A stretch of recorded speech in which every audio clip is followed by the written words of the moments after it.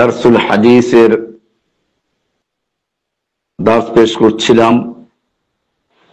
ইমাম নববী রাহমাতুল্লাহ আলাইহির 40 বা 40 হাদিস থেকে আমরা শুরু করেছি।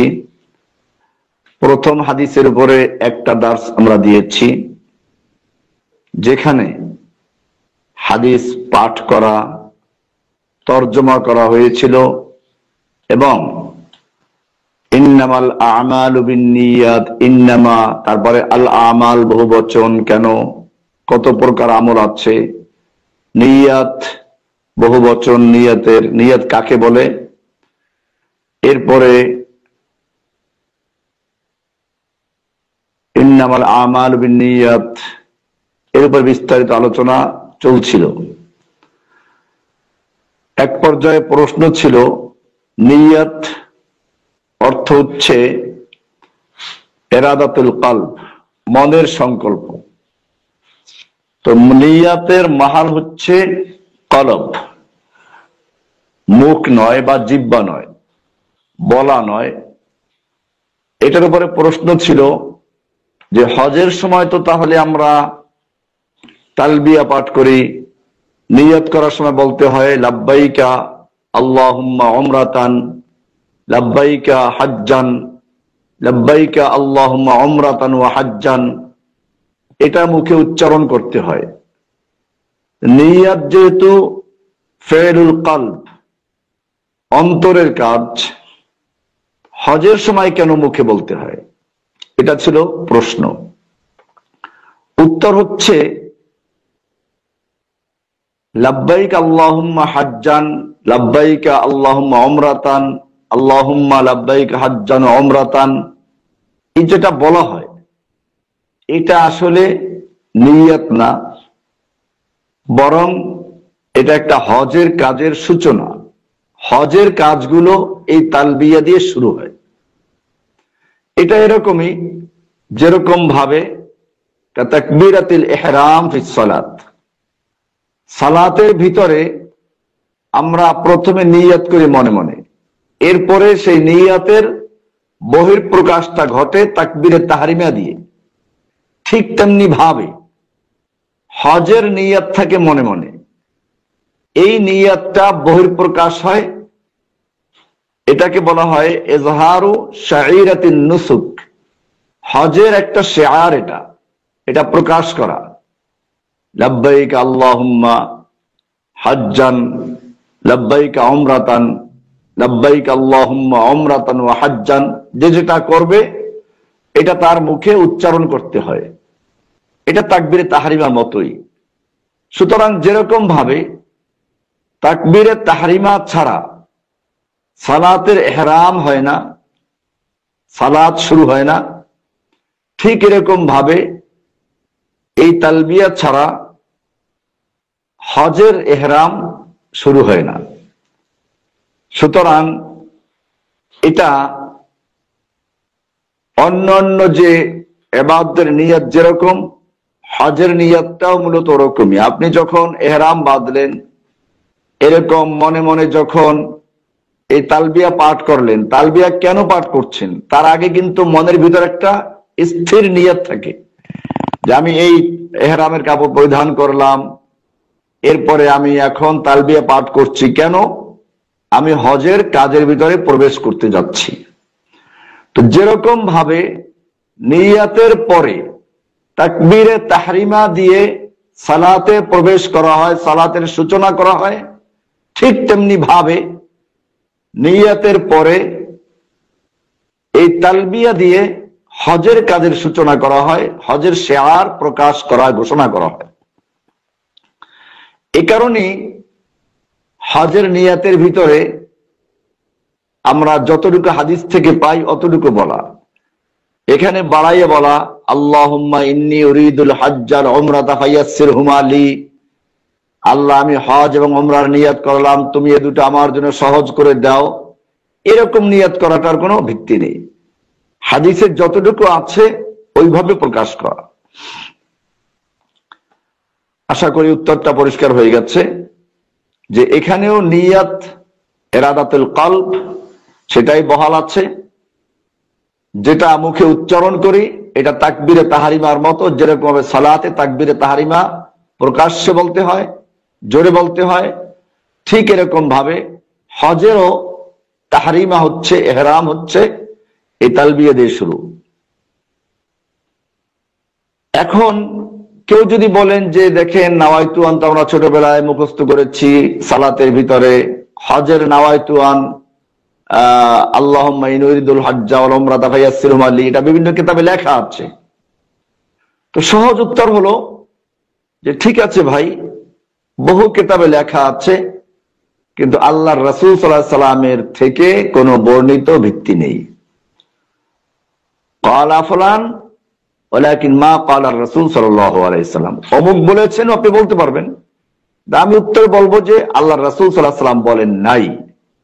আল্লাহর রাসূল সাল্লাল্লাহু আলাইহি সাল্লাম যে নিয়াতটা বলেন নাই এটা কখনো সুন্নাহ হতে পারে না। সুন্নাহ সেটাই যেটা আল্লাহ রাসূল করেছেন।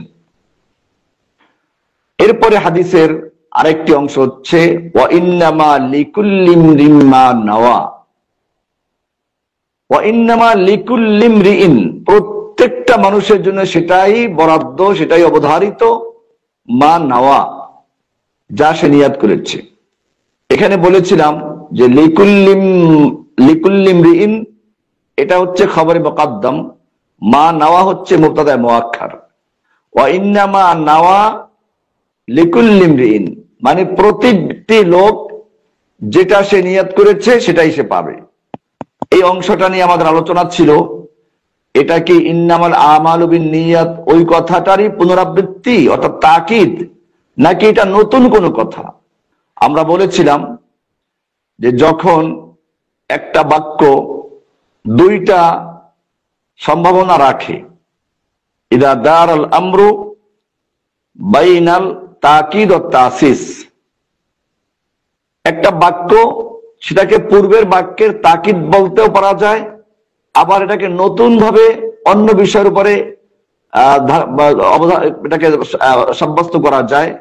এরকম যদি দুইটা বিষয় থাকে সেক্ষেত্রে আত-তাসিস আওলা মিনাত তাকিদ, অর্থাৎ এটাকে নতুন বিষয়ের উপরে ধারণ করাটাই উত্তম তাকিদ হিসেবে গ্রহণ করার চেয়ে। আমরা সেজন্য বলেছিলাম ইন্নামাল আমালু বিন্নিয়াত এটা হচ্ছে আমলের নিয়াত, আর ওয়া ইন্নামা লিকুল্লি ইমরিইম মা নাওয়া এটা হচ্ছে মামুল লাহু, অর্থাৎ যার উদ্দেশ্যে করা হয়।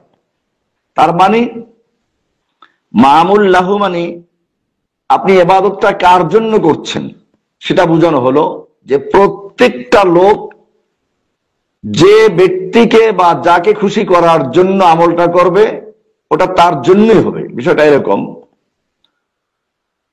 তো এটা এরকম, আসলে এক্ষেত্রে মানুষের মধ্যে অনেক পার্থক্য হয়ে যায়।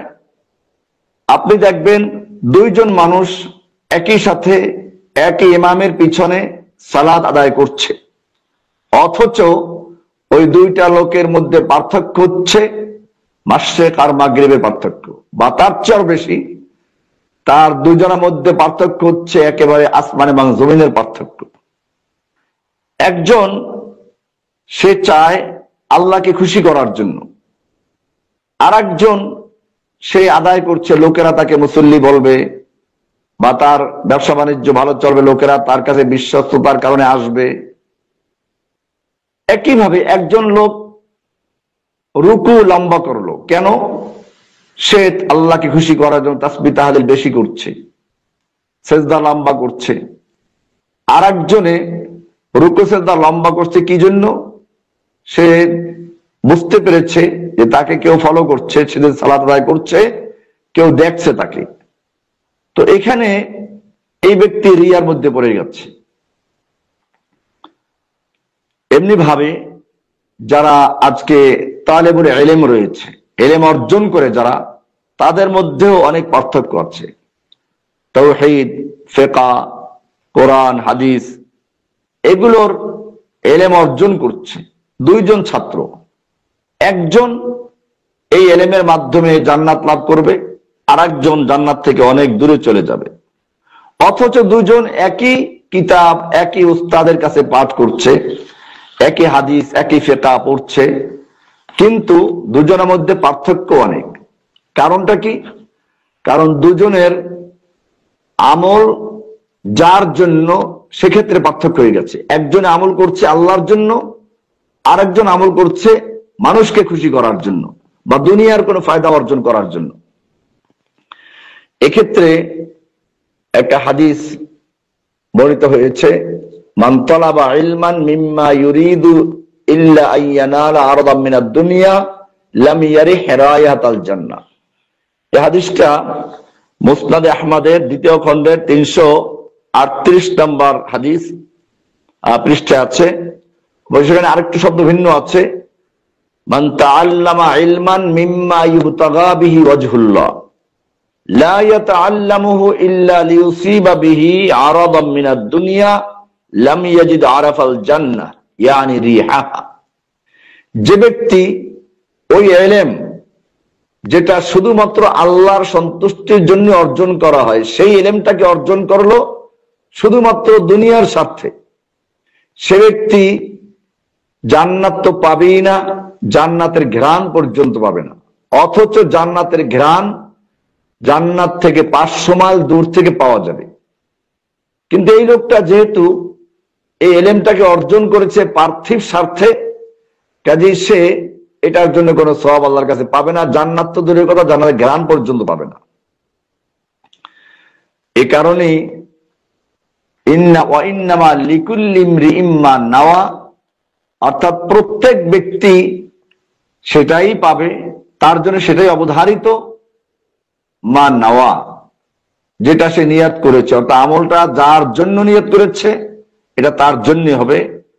এটারই ব্যাখ্যা হচ্ছে যেটা আমরা বললাম যে আল মামুল লাহু, অর্থাৎ প্রথমটা ছিল ইন্নামাল আমালু বিন্নিয়াত, হচ্ছে আমলের নিয়ত, আর দ্বিতীয় বাক্যে যেটা বলা হলো ইন্নামা লিকুল্লি ইমরিইম মা নাওয়া, এটা মামুল লাহু প্রসঙ্গীয়, অর্থাৎ সে আমলটা করছে কার জন্য, তার জন্য প্রযোজ্য হবে।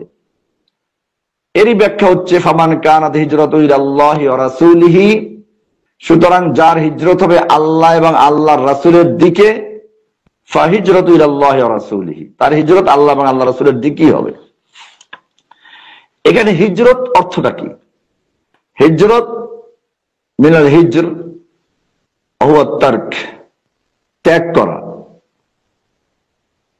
শরীয়তের পরিভাষায় হিজরত বলা হয় আল ইন্তেকাল মিন বালাদিল কুফর ইলা বালাদিল ইসলাম, কুফরের দেশ ত্যাগ করে ইসলামের দেশে স্থানান্তর হওয়া, এটাকে বলা হয় হিজরত। আল ইন্তেকাল মিন বিলাদিল কুফর ইলা বালাদিল ইসলাম, কুফরের শহর বা দেশ ত্যাগ করে ইসলামের শহর বা ইসলামের দেশে চলে আসা। হিজরতটার শরীয়তের বিধান কি? এক ভাই প্রশ্ন করেছিলেন, হিজরতের শরীয়তে বিধান কি, এটা কি ওয়াজিব না সুন্নাহ? এক্ষেত্রে মনে রাখতে হবে হিজরত কখনো ওয়াজিব হয়, কখনো মুস্তাহাব হয়। হিজরত ওয়াজিব কার জন্য? আল হিজরাতু ওয়াজিবাতুন আলা কুল্লি মুমিন লা ইস্তাতিউ ইজহারা দীনিহি ফি বালাদিল কুফর। হিজরত ওই ব্যক্তির জন্য ওয়াজিব, ওই সকল মুমিনের জন্য ওয়াজিব যে ব্যক্তি এমন কোন শহরে আছে যেখানে দ্বীনের জরুরিয়াতকে প্রকাশ করতে পারে না, জুমা পড়তে পারে না, সে ব্যক্তি প্রকাশ্যে ইসলামের লেবাস পোশাক নিয়ে চলতে পারে না, সে ব্যক্তি সালাত আদায় করতে পারে না, সিয়াম পালন করতে পারে না, হজের অনুমতি পায় না, এরকম ফারায়েজে ইসলাম যেগুলো, ইসলামের মৌলিক বিষয়গুলো যেগুলো, এগুলো যেখানে প্রকাশ করতে পারে না সেখান থেকে হিজরত করা ওয়াজিব। কারণ একটা উসুল আছে আরবিতে, মা লা ইয়াতিম্মুল ওয়াজিবু ইল্লা বিহি ফাহু ওয়াজিব।